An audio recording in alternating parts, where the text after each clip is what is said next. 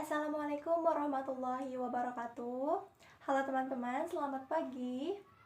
Perkenalkan, nama saya Dewi Apriliati, NIM 404190003 dari Pendidikan Bahasa Indonesia semester 5.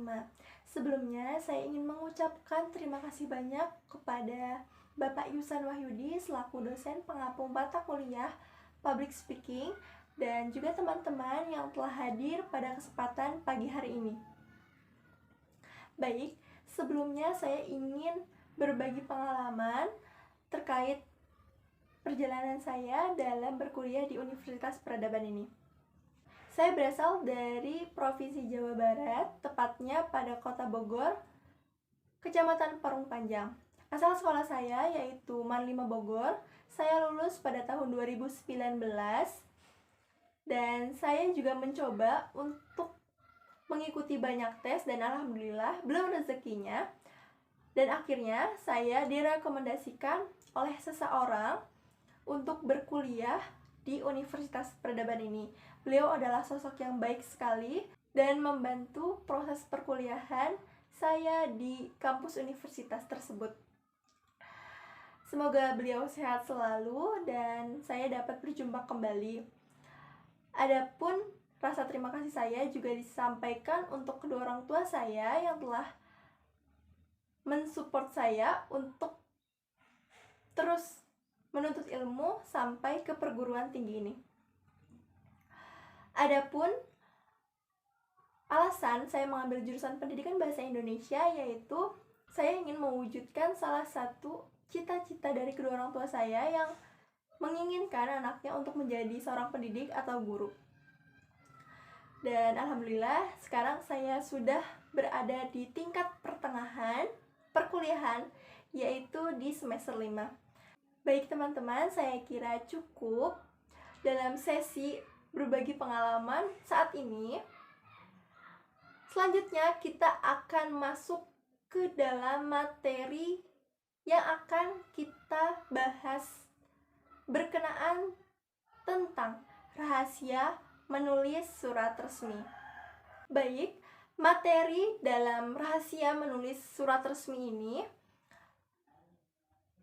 terdapat poin-poin yang akan kita bahas mengenai pertama, pengertian surat resmi, yang kedua, fungsi surat, yang ketiga, teknik penulisan surat, dan yang keempat, bagian-bagian surat. Baik teman-teman, sekarang kita akan belajar bersama mengenai rahasia menulis surat resmi. Adapun pengertian surat resmi. Surat menyurat adalah kegiatan menyampaikan informasi dari sebuah institusi ke institusi lainnya. Akhir-akhir ini sudah banyak SMS atau email yang dapat kita gunakan, tetapi dengan surat menyurat juga diperlukan atau digunakan dalam kehidupan sehari-hari. Bahkan untuk surat-surat penting seperti kwitansi, perjanjian, dan lainnya harus ada bukti pengesahan asli. Sehingga teknologi pengiriman surat melalui faksimiles dan email pun menjadi tidak berarti. Definisi surat resmi merupakan surat yang dibuat serta dipergunakan untuk kepentingan yang sifatnya resmi. Penulisan surat resmi bisa dilakukan oleh instansi perseorangan, lembaga, serta organisasi. Kemudian, fungsi surat resmi. Terdapat beberapa poin yang harus kita ketahui. Yang pertama, mengenai fungsi surat resmi sebagai alat komunikasi, fungsi surat resmi sebagai alat bukti tertulis, sebagai alat pengingat, sebagai alat bukti historis, sebagai wakil organisasi, sebagai alat pedoman kerja, dan sebagai alat promosi. Adapun teknik dalam penulisan surat.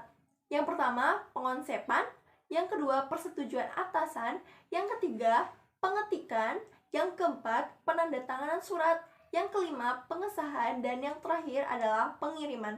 Baik teman-teman, sekarang kita akan belajar dan mengetahui cara menulis surat resmi yang benar. Adapun bagian yang pertama yaitu mengenai kepala surat. Surat resmi dibuat di atas kertas berkop surat. Pencantuman kop surat mengartikan bahwa surat tersebut resmi untuk mewakili organisasi dalam berkomunikasi dengan pihak lain.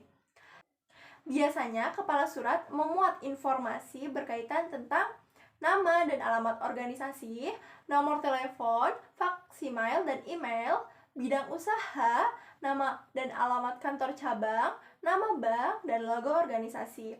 Namun tidak semua logo mempunyai hal tersebut, hanya pada umumnya saja. Adapun pada bagian yang selanjutnya berkaitan dengan nomor surat. Bagian selanjutnya yaitu nomor surat.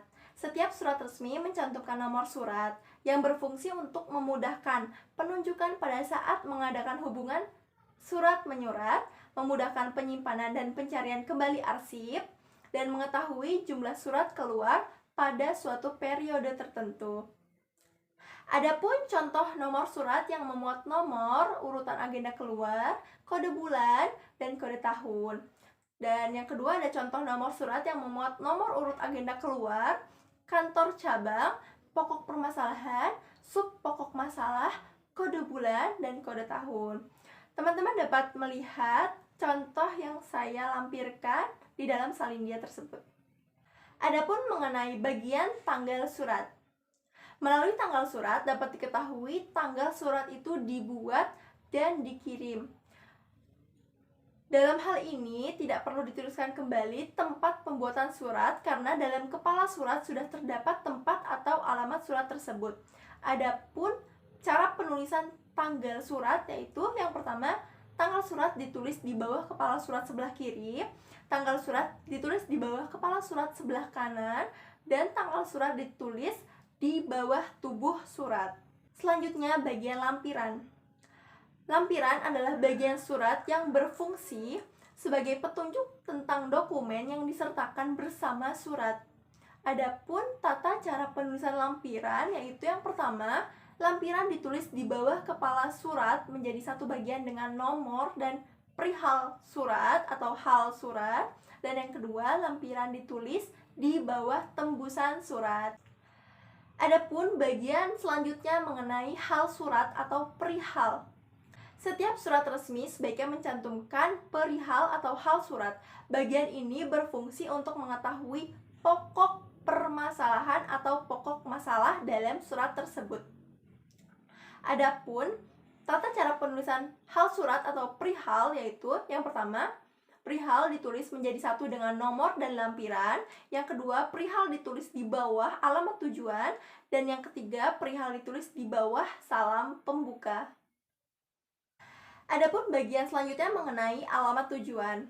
Alamat tujuan ini berdasarkan letaknya dibagi menjadi dua jenis, yaitu alamat yang tercantum di amplop surat atau alamat luar, dan alamat tujuan yang tercantum dalam kertas surat atau alamat dalam. Sedangkan berdasarkan cara pengirimannya ada 3 jenis alamat. Yang pertama, alamat biasa, memuat alamat, nomor, kota, dan kode pos. Yang kedua, alamat PO Box atau Post Office Box, memuat nomor PO Box, kota, dan kode pos. Dan yang terakhir yaitu alamat email, memuat HTTP dan www, kemudian nama perusahaan atau organisasi yang dapat dibuat secara bervariasi seperti .com, singkatan untuk jaringan dunia, atau yang lainnya seperti ID, singkatan untuk jaringan negara Indonesia. Baik teman-teman, sekarang kita akan belajar tentang bagian salam pembuka.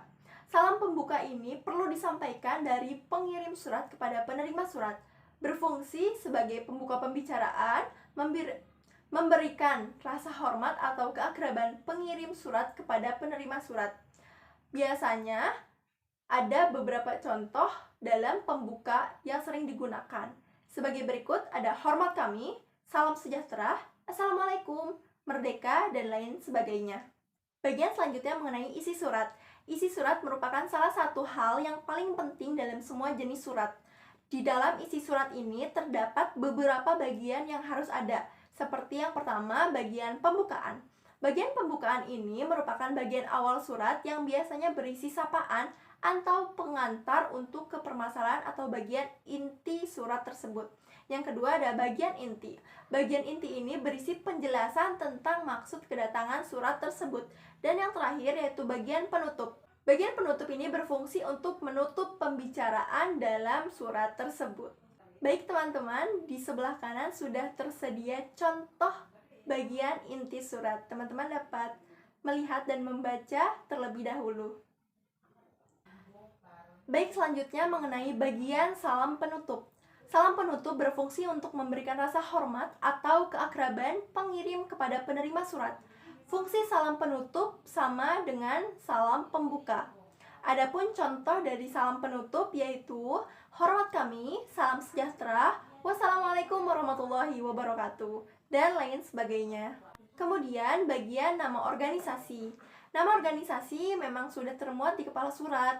Namun dengan demikian, kadang juga tertulis di bawah salam penutup setelah hormat kami. Atas pertimbangan efisiensi, nama organisasi tidak perlu ditulis kembali. Namun seandainya pun akan ditulis juga tidak apa-apa.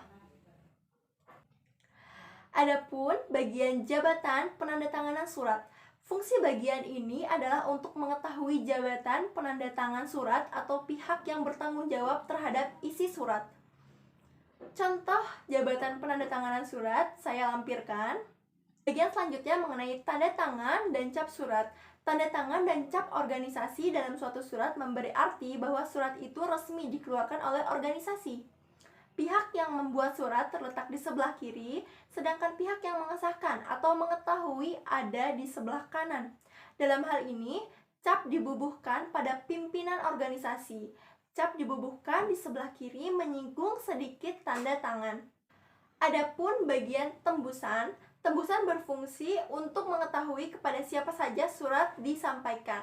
Tembusan biasanya diurutkan sesuai urutan tingkatannya. Seperti pada contoh, yang pertama gubernur, kedua bupati, ketiga camat, dan yang keempat arsip. Dan yang terakhir yaitu inisial. Inisial berfungsi untuk mengetahui pengonsep dan pengetik surat. Inisial dapat tidak dicantumkan karena informasi pengetik dan pengonsep surat hanya berfungsi pada internal pembuat surat. Baik teman-teman, tadi adalah pemaparan terkait rahasia penulisan surat resmi. Dan kita sudah mengetahui bersama bagaimana tata cara penulisan surat resmi dengan benar.